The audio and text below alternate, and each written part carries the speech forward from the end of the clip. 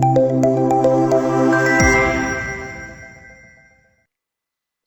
hello everyone. Once again, I welcome you all to the official YouTube channel of BMD College of Education. तो ये हमारी pedagogy of mathematics की lecture series चल रही है। तो इसके अंतर्गत अभी हम यूनिट 1 कर रहे हैं, that is concept and AIIMS of teaching mathematics. तो अब इस यूनिट 1 के अंतर्गत हमने काफ़ी सारे सब टॉपिक्स कवर कर लिए हैं, मोस्टली नंबर 1 से लेके, और हमारा हो चुका है historical development of numbers and geometry. यहाँ तक हमारी चीज़ें हो चुकी हैं। मैंने लास्ट क्लास में भी आपको बताया था कि ये जो 3 हमारे सब टॉपिक्स हैं, ये इंटर रिलेटेड है। ठीक है, ये सारे रिलेटेड हैं आपस में, रिलेटेड। तो आज का भी हमारा टॉपिक उसी श्रृंखला में आगे बढ़ते हुए हम पढ़ेंगे contribution of Indian mathematicians and Pythagoras. ठीक है, पहले मैंने सिर्फ पाइथागोरस रखा था, स्टार्टिंग के लेक्चर्स में आप देखेंगे स्लाइड सिर्फ पाइथागोरस लिखा है, बट मैंने थोड़ा पीवाईक्यू एनालाइज किया, चीज़ें देखी, तो भारतीय गणितज्ञ जो हैं, मैथमेटिशियंस हैं, उनका भी रोल बहुत ज़रूरी है एग्जामिनेशन पॉइंट ऑफ व्यू से। तो हम दोनों पढ़ेंगे, भारत के काफ़ी सारे और बाहर का एक पाइथागोरस, क्योंकि काफ़ी फेमस फिगर है। उसके बाद सिर्फ हमारा एक टॉपिक बच जाएगा। तो चलिए हम शुरू करते हैं। तो आप तैयार हो जाइए प्राचीन भारत के एवेंजर्स से मिलने के लिए, जिन्होंने जीरो, इन्फिनिटी और बाकी स्टार्स के सीक्रेट को रिवील किया। ठीक है, तो हम इसमें एंशियंट भी पढ़ेंगे, कुछ मिडीवल भी देख लेंगे, और मॉडर्न टाइम्स के भी कुछ अच्छे मैथमेटिशियंस के बारे में हम देखेंगे। तो आ जाइए सबसे पहले मैथ्स की golden era, the golden era of ancient math. ठीक है, इसको गोल्डन एरा क्यों कहा जा रहा है? तो अगर आपको याद हो, ये जो हमारा ये वाला जो था topics of topic number 10, historical perspective of mathematics, तो इसमें ना हमने इंडिया के पर्सपेक्टिव से चीजें पढ़ी थी कि इंडिया को क्या कहा जाता था उस वक्त पे, क्रेडल कहा जाता था। ठीक है, क्रेडल यानी जननी कहा जाता था एंशियंट इंडिया को, प्राचीन भारत को। तो इसलिए यहाँ पे क्या क्या है, golden era of ancient math, प्राचीन गणित का स्वर्ण युग, क्योंकि ये क्रेडल था, नंबर्स का इन्वेंशन हुआ था यहाँ पे। तो यहाँ पे क्या लिखा है, crown of the crown jewel of knowledge. तो यहाँ देख सकते हैं आप, ये सांप है, जो बचपन में हम पढ़ते थे ना कि एक सांप होता है, उसकी मणि होती है, वो बहुत कीमती होती है, तो जेम ऑन अ स्नेक, यहाँ पे वो मणि लगी हुई है। और ये पीकॉक के ऊपर क्रेस्ट देख सकते हैं आप, जो मोर के ऊपर ये इस तरह कलगी होती है, इसकी बड़ी खूबसूरत लगती है ये।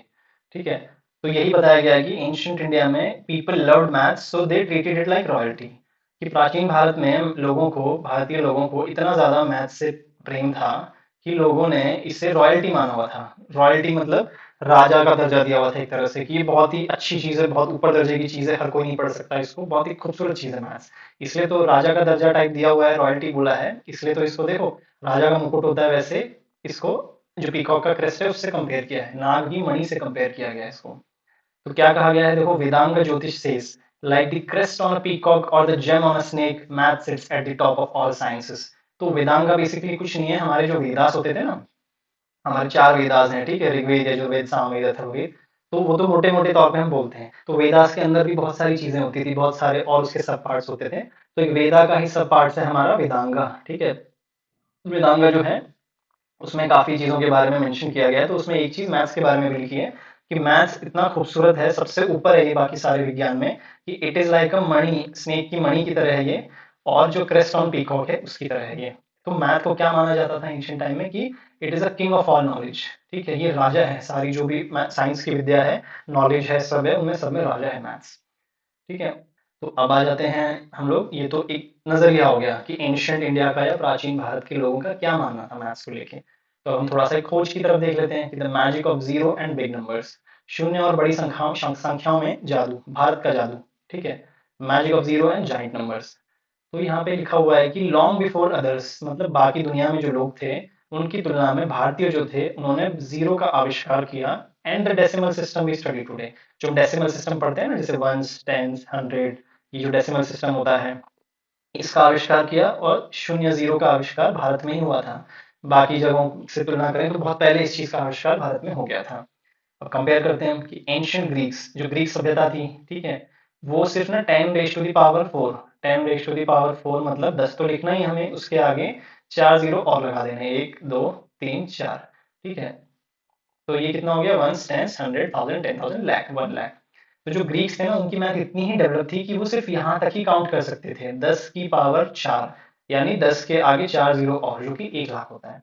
पर भारत के जो कुछ टेक्स्ट हैं, पुरानी किताबें हैं, उनमें ये पाया गया है, यजुर्वेद जो किताब है उसमें, कि भारत की जो गणित की शक्ति थी उसमें 10⁻12 तक के नंबर्स मिले हैं। मतलब 10 लिख के उसके आगे 12 जीरो लगा दो, मतलब इतनी तगड़ी हमारे प्राचीन भारत में कैलकुलेट करने की चीजें थी, ये कैलकुलेशंस हो रहे थे।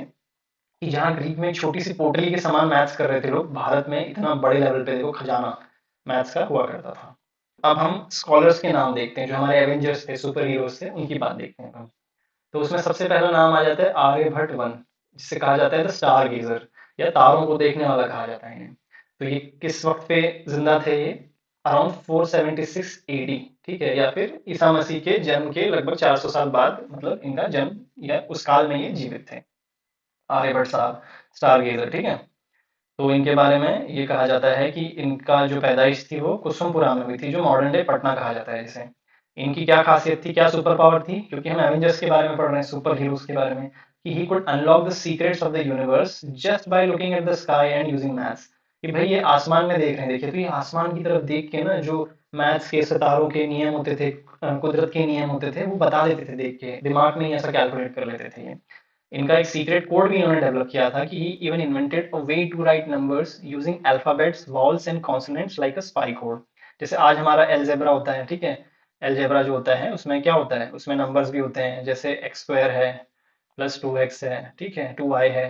तो ये एक तरह का कोड ही है ये मैथ्स में कुछ चीज़ों को लिखने का। तो वैसे इन्होंने भी अपना एक सीक्रेट कोड डेवलप किया था, उसमें नंबर्स भी थे 1 2 3, ठीक है, अल्फाबेट्स भी हुआ करते थे, जो भी अल्फाबेट्स होते हैं। ये एक सीक्रेट कोड इन्होंने डेवलप किया था। ये आर्यभट्ट जी का योगदान था गणित की तरफ। अब मिस्ट्री ऑफ पाई, तो पाई से रिलेटेड भी इन्होंने कुछ चीजें दी थी। पाई क्या होता है, आपने मैथ्स में पढ़ा होगा कि पाई की वैल्यू 22/7 हम कह देते हैं, या फिर इट इज इक्विवेलेंट टू 3.14, ठीक है, 3.14, आगे और भी नंबर चलते जाते हैं। तो पाई बेसिकली क्या होता है, जैसे हम लोग सर्कल सर्कल ड्रॉ कर लेते हैं। मान लीजिए कि रस्सी लेके हमने जमीन में उससे सर्कल ड्रॉ कर दिया, ठीक है। तो सर्कल का एक रेडियस होता है, आप सभी पढ़ते आ रहे हैं बचपन से, कि यहाँ से लेके यहाँ तक एक रेडियस होता है, ठीक है। ये ड्रॉ कर लेते हैं, ये आपका हिस्सा रेडियस होता है यहाँ से लेके यहाँ तक, सिर्फ इतना हिस्सा यहाँ तक, ठीक है, यहाँ तक। और ये जो पूरा हिस्सा होता है यहाँ से लेके यहाँ तक, इसे हम क्या कह देते हैं, डायमीटर, ठीक है, जिसे हम डी से डिनोट करते हैं। तो और ये हमारा सरकमफ्रेंस होता है। मान लीजिए जो रस्सी हमने ली है ग्राउंड पे जिससे बना है, तो रस्सी की पूरी लंबाई जो होती है वो सरकमफ्रेंस हम कह देते हैं उससे, आधे इस हिस्से को रेडियस और इसको डायमीटर। तो पाई बेसिकली क्या होता है ना, कि ये जो सरकमफ्रेंस होती है, रस्सी की जो लंबाई है, उस लंबाई का अगर हम अनुपात निकालें या उसको कैलकुलेट करें, तो ये लंबाई जो है ना, ये अराउंड 3.114 गुना बड़ी होती है, किससे, ये अपने डायमीटर से। मतलब डायमीटर कुछ भी है हमारा, अगर मान लीजिए डायमीटर 5 है हमारा, तो उसमें अगर 3 गुना यानी लगभग 3.14 गुना मल्टीप्लाई करके जो भी आंसर आएगा ना, ये इस सर्कल का हमारा क्या होगा, सरकमफ्रेंस होगा। ये पाई की खूबसूरती है। तो हमारे जो आर्यभट्ट साहब थे, उन्होंने क्या मतलब मिस्ट्री बताई पाई के बारे में। Aryabhata calculated the value of pi very accurately, इन्होंने पाई की वैल्यू कैलकुलेट की एक्यूरेटली, 3.1416, ठीक है। एक और चीज हमारे आर्यभट्ट साहब ने क्या बताई फिर, उन्होंने अर्थ के रोटेशन के बारे में बताया।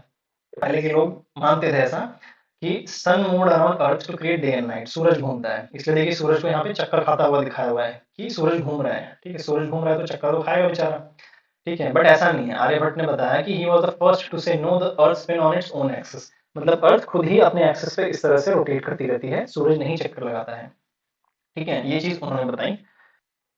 अब आगे हम आ जाते हैं, अभी हमने आर्यभट्ट के बारे में पढ़ा, अब हम पढ़ेंगे Brahmagupta, the master of zero, ठीक है। तो ये ब्रह्मगुप्त साहब है, इन्हें मास्टर ऑफ जीरो कहा जाता है, शून्य के स्वामी, ठीक है, जीरो के स्वामी कहा जाता है इन्हें। अब क्यों कहा जाता है, हम नीचे पढ़ते हैं। अब ये इनका कब का काल था, कब जीवित थे ये, 598 से 668 एडी, एनो डोमिनी, वही ये भी ईसा मसीह के जन्म के बाद के ही पैदाइश है।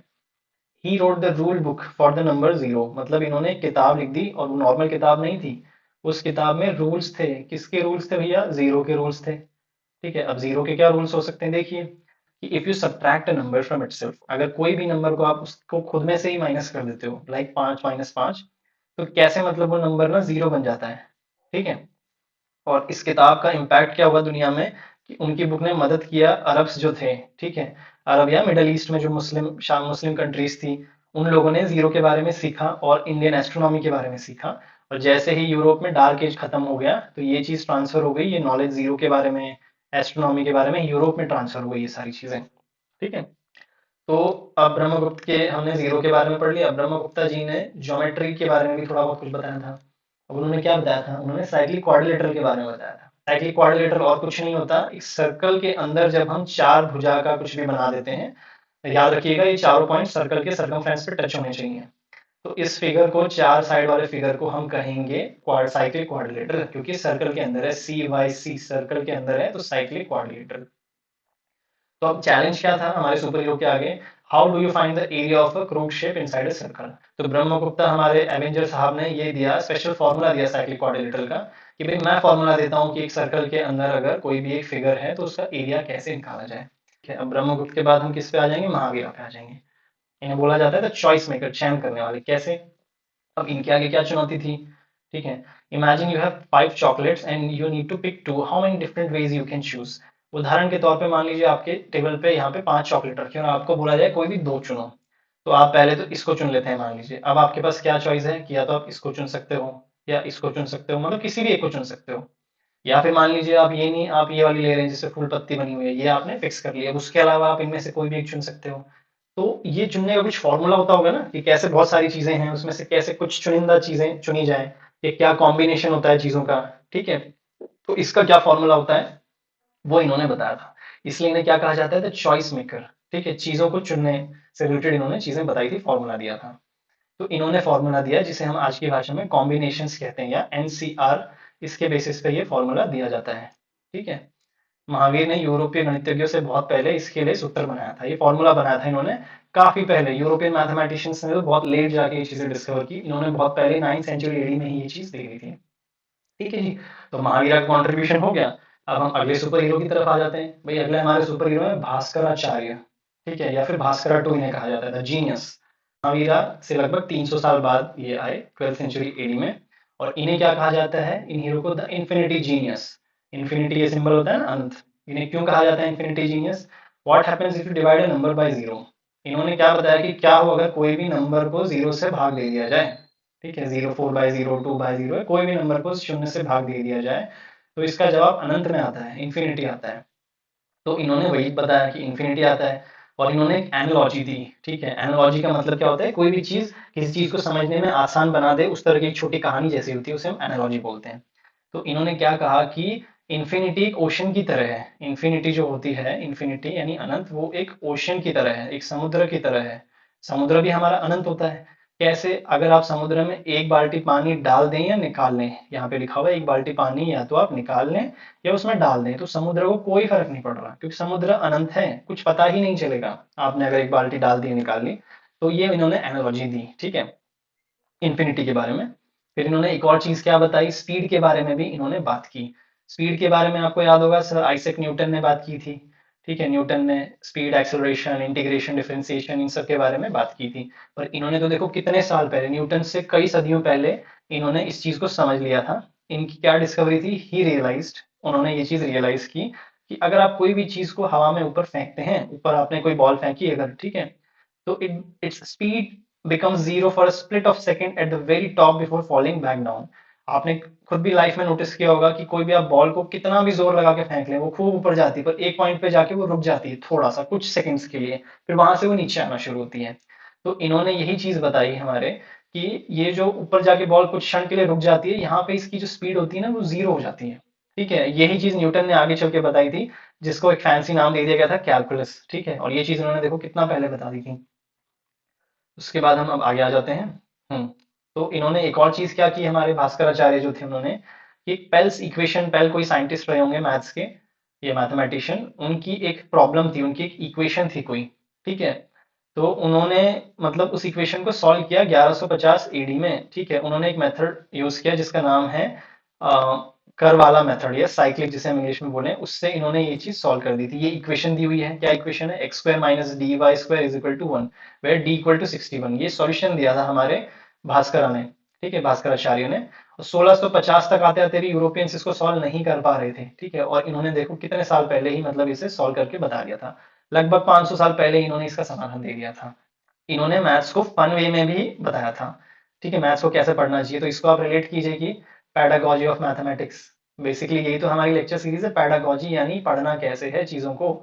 ठीक है, पढ़ाया कैसे जाए या पढ़ना कैसे है स्टूडेंट्स को, एज अ टीचर आपको चीजें कैसे इजी करनी है। तो इनकी एक फेमस किताब थी लीलावती, इनकी बेटी के नाम पे इन्होंने रखी थी फेमस किताब लीलावती।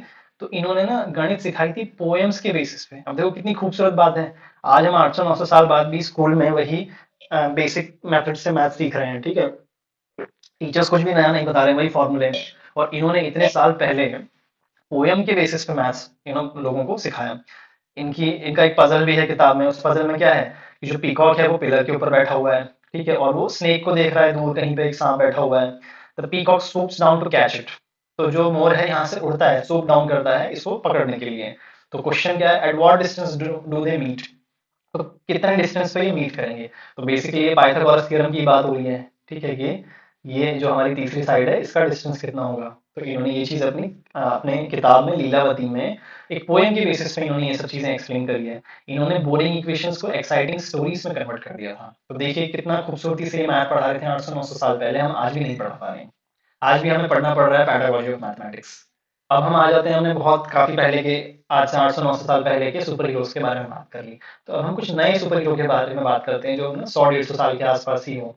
तो उसमें जो सबसे बड़ा नाम आता है भारत में वो है Srinivasa Ramanujan, the boy who knew infinity, ठीक है, या फिर the man who knew infinity. इस पे एक बहुत फेमस मूवी भी है, the man who knew infinity, आप जरूर देखिएगा।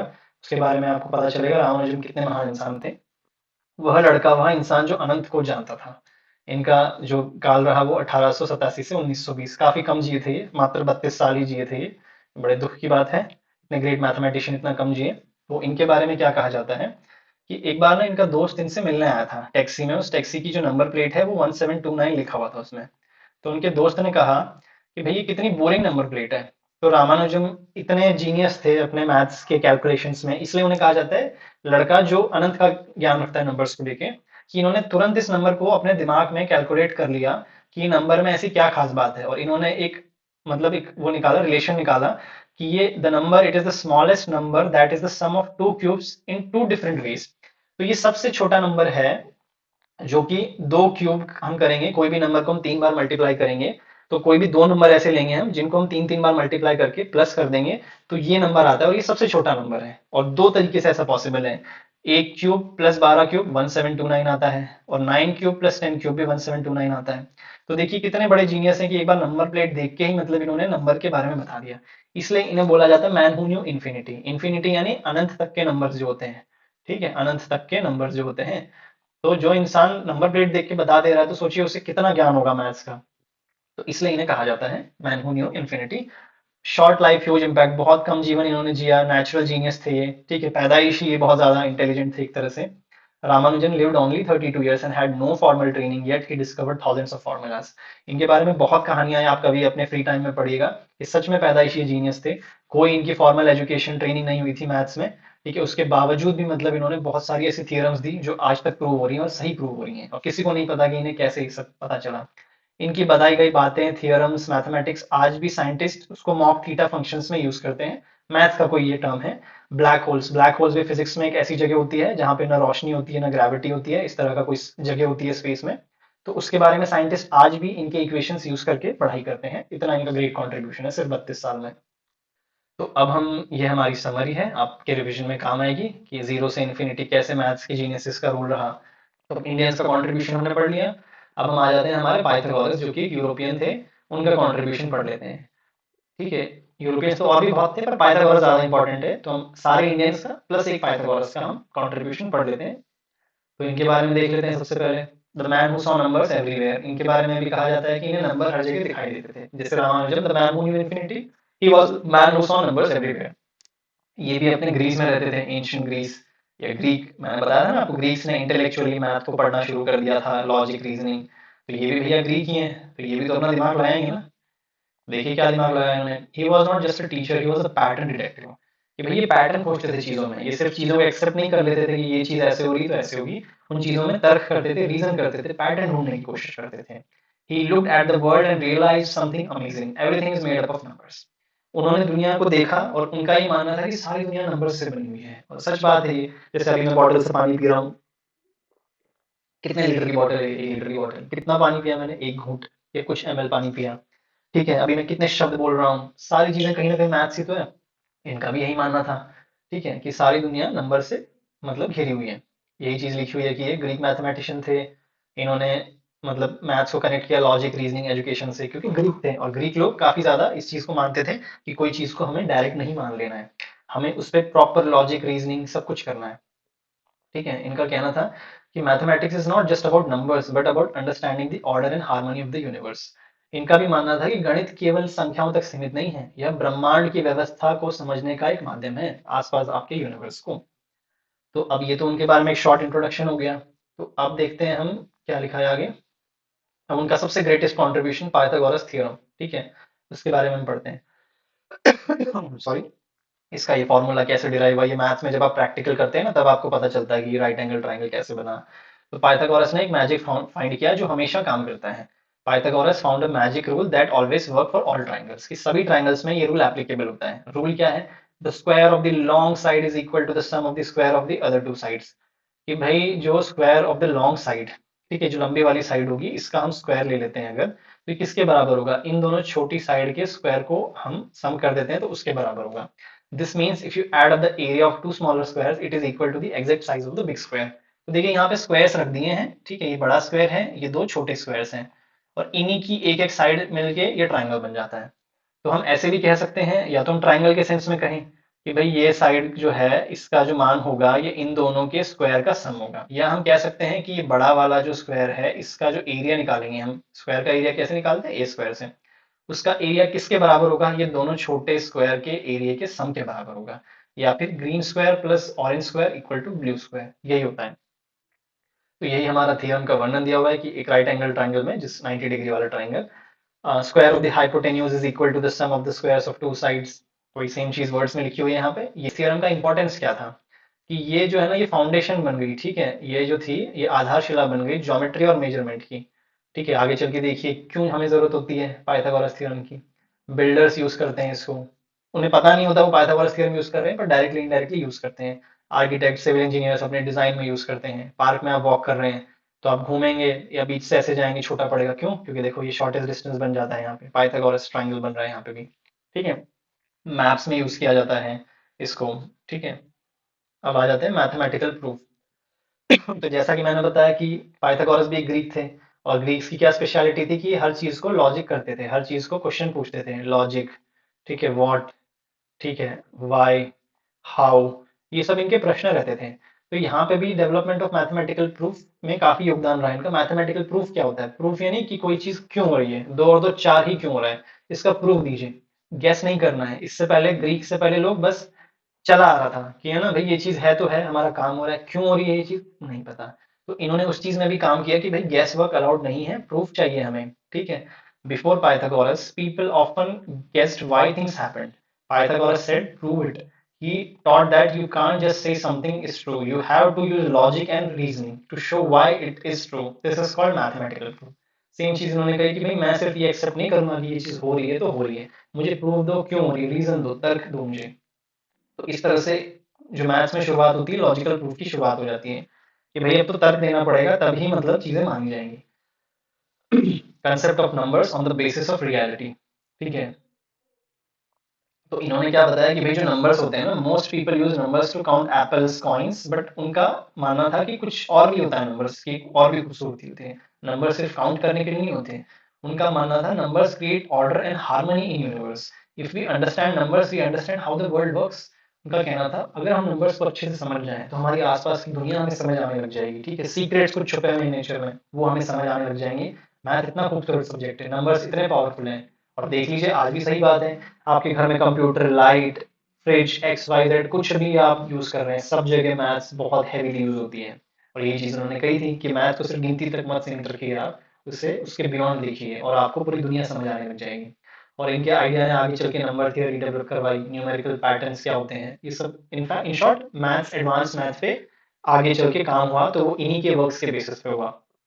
अब इनका और भी कंट्रीब्यूशन है, देखो ज्योमेट्री में भी कंट्रीब्यूशन है इनका। ज्योमेट्री में क्या कंट्रीब्यूशन है कि पाइथागोरस और उनके स्टूडेंट्स सिर्फ ट्राइंगल्स तक नहीं रुके थे। पाइथागोरस जब भी शब्द आता है हम सोचते हैं उनका कंट्रीब्यूशन सिर्फ ट्राइंगल में है। ट्राइंगल में तो उन्होंने बहुत अच्छा काम किया है इसलिए उनका नाम है। उसके अलावा और भी शेप्स के बारे में उन्होंने पढ़ाई की थी। उन्होंने और उनके स्टूडेंट्स ने स्क्वायर्स, रेक्टेंगल, शेप्स कैसे आपस में फिट हो जाते हैं, ठीक है, ये सब के बारे में भी उन्होंने पढ़ाई की थी। Geometry is not about memorising pictures, it is about using your brain to understand the properties of shapes. He turn geometry into a game logic. जैसे आपने देखा होगा ना बच्चों का एक बोर्ड गेम होता है, उसमें छोटे छोटे पीसेस होते हैं ऐसे पजल टाइप के, तो आपको जोड़ के उसको फिट करना होता है। ठीक है, तो इन्होंने भी ये कहा कि जो ज्योमेट्री होती है, जो शेप्स होते हैं अलग अलग, it is not just pictures, ये पिक्चर नहीं होते, ये it is about using your brain. आपका ब्रेन आपको इस्तेमाल करना है और इन अलग अलग शेप्स की प्रॉपर्टीज को आपको स्टडी करना है। और इससे इन्होंने इन शेप्स की जो प्रॉपर्टीज होती थी उसको लॉजिक में परिवर्तित कर दिया, कि कैसे अलग अलग शेप्स एक साथ फिट हो जाते हैं। जैसे आजकल आपने देखा होगा घरों के कई डिजाइन होते हैं, तो घर के बाहर ऐसे गोलाकार छज्जा होता है, पर पीछे एक रेक्टेंगल बना होता है ऐसे, ठीक है। तो ये क्या है, ये सब अलग अलग शेप्स को साथ में ज्वाइंट किया जा रहा है। यही उन्होंने भी बताया था कि जो शेप्स होते हैं ज्योमेट्री, वो जस्ट एक शेप नहीं है, पिक्चर नहीं है, दिमाग को आपको इस्तेमाल करना है, उनकी प्रॉपर्टीज पढ़नी है अलग अलग, ठीक है। अब ये साहब इतने अच्छे थे कि इन्होंने इवन और ऑड नंबर्स के बारे में भी थोड़ा बताया। देखिए कितना कुछ बताया इन्होंने, हमें लगता है कि सिर्फ इन्होंने बात की है ट्राइंगल की। इवन और ऑड नंबर सिंपल है, आपको पता है जो नंबर दो से कट जाए वो इवन है, जो दो से ना कटे वो ऑड है। बेसिकली इन्होंने इवन और ऑड का भी थोड़ा सा कंसेप्ट दिया था। Classifying numbers help us see patterns just like sorting your Legos brick. इनका मानना था कि नंबर्स को हमें देखना है, आसपास दुनिया को ऑब्जर्व करना है, और नंबर्स को अगर हम कैटेगराइज कर देंगे तो उससे और थोड़ी सी हमारे आसपास हम पैटर्न्स देख पाएंगे, कि कोई चीज इवन है, कोई चीज ऑड है, इस चीज का पैटर्न हम देख सकते हैं। तो ये चीज भी इन्होंने बताई थी। इनकी कंट्रीब्यूशन तो देखिए खत्म ही नहीं हो रही, इतनी चीजें इन्होंने बताई। रेशियो एंड प्रोपोर्शन भी इन्होंने बताया, कोई चीज हम नहीं बोलते दो अनुपात का एक में, ठीक है। कि उन्होंने रेशियो और प्रोपोर्शन की पढ़ाई की थी। This is just a fancy way of comparing amounts, कि कोई भी अमाउंट को कंपेयर करना है, कि भाई दो हिस्से इसमें अपने आटा है, एक हिस्सा चीनी है, जैसे हम लड्डू बनाते हैं घर में, तो कुछ आटा डालते हैं, कुछ चीनी डालते हैं, तो जितना आटा है उसी के हिसाब से तो चीनी डलती है। तो ये चीज रेशियो एंड प्रोपोर्शन होती है। तो इसके बारे में भी उन्होंने मतलब बताया कि अब देखिए इन्होंने म्यूजिक को भी कंपेयर किया मैथ से, ठीक है। मैथ्स को इन्होंने म्यूजिक से भी कंपेयर किया, कैसे? तो इन्होंने बताया कि मैथ्स के जो जो स्ट्रिंग्स होते हैं, जैसे गिटार की स्ट्रिंग या सितार की स्ट्रिंग्स होते हैं, उसमें ये तार होते हैं, ऐसे कॉर्ड्स होते हैं, ठीक है। तो यहाँ पे हम फुल लेंथ यहाँ से हम इसको खींचेंगे, ठीक है। पूरा खींच के पीछे छोड़ेंगे तो इसमें साउंड हाई आएगा, पर सिर्फ आधा थोड़ा सा हम छोड़ देंगे उस तार को खींच के तो साउंड जो है वो कम आएगा। तो आधा एक, यहाँ पे पूरा एक हो रहा है, यहाँ पे आधा हो रहा है। तो ये भी एक तरह से रेशियो या मैथ्स की बात हो रही है। तो इन्होंने ये भी बताया कि मैथ्स और म्यूजिक कनेक्टेड है। और एक बहुत फेमस मैथमेटिशियन इंडियन, मंजुल भार्गव नाम है आई थिंक उनका, ठीक है, मंजुल भार्गव। वो भी बहुत अच्छा तबला बजाते हैं, और उनका भी मानना है कि मैथ्स और तबला इंटर रिलेटेड है। तो देखिए पाइथागोरस ने इतना पहले ये बात बता दी थी। अब आगे आ जाते हैं कि पाइथागोरस का एजुकेशन पे, फिलोसफी पे क्या रोल है। बेसिकली आप बीएड के एक स्टूडेंट हैं, आपको आगे चल के पढ़ाना है, तो यहाँ पे वही चीज लिखी हुई है कि कैसे आपको पाइथागोरस से क्या सीखने को मिलता है एजुकेशन फिलोसफी के पर्सपेक्टिव से। पाइथागोरस एक बहुत फेमस टीचर थे, उनका मानना था school shouldn't just be about remembering answers. School का मतलब यही नहीं है सिर्फ कि आप चीजें रटो, या ठीक है, जो कि नेशनल एजुकेशन पॉलिसी भारत की जो लेटेस्ट वाली है 2020 या 2019 वाली, वो भी यही कहती है कि एजुकेशन का गोल होना चाहिए आपके दिमाग को ट्रेन किया जाए, ताकि आप लॉजिकली और क्लियरली चीज़ों को सोच सको। स्टूडेंट्स को डिसिप्लिन थिंकर्स बनना है, कॉपी कैट नहीं बनना है, चीज़ें रटनी नहीं है। एग्जाम में ये क्वेश्चन आ सकता है कि explain the educational philosophy of Pythagoras and how you can use that philosophy in today's time to teach the students. तो आपको यही चीज़ लिखनी है बेसिकली। ये डेली लाइफ के एग्जांपल्स हैं कि कैसे पाइथागोरस का जो थ्योरम है, आर्किटेक्चर में, कंस्ट्रक्शन में, नेविगेशन में, सर्वेइंग में, देखिए सब जगह ट्राइंगल बन रहा है। यहाँ भी एक ट्राइंगल बन रहा है, ठीक है, यहाँ भी ट्राइंगल बन रहा है। कैसे ये सब चीज़ें यूज होती हैं डेली लाइफ में, ठीक है, आप पढ़ सकते हैं अच्छे से। अगेन यहाँ पे हमने कंक्लूड कर दिया है इसको, कि पाइथागोरस साहब जो थे, he made outstanding contribution mathematics में, ज्योमेट्री में, एजुकेशन में। इनका बहुत ही मतलब अद्वितीय योगदान है। उनके आइडियाज जो थे, उन्होंने किस चीज की नींव रखी, लॉजिकल थिंकिंग और मैथ्स में प्रूफ देने की, तर्क करने की, लॉजिकली चीजों को सोचने की। Even today his contribution play, आज भी उनके जो कॉन्ट्रीब्यूशन है वो मैथ में बहुत ज्यादा योगदान अदा कर रहे हैं, भूमिका निभा रहे हैं। क्वेश्चंस पे आ जाते हैं हम। तो आप कोशिश कीजिएगा इनको आंसर करने की, या आपके एग्जाम में जरूर आएंगे इसी तरह के क्वेश्चन घुमा फिरा के। तो आज इसी के साथ हमारा ये लेक्चर खत्म होने को आया है, सारे क्वेश्चंस हमने कर लिए हैं। आपको कुछ भी डाउट होता है प्लीज कमेंट सेक्शन में बताइए। So thank you everyone for your time and attention. I hope आपको लेक्चर अच्छा लगा होगा।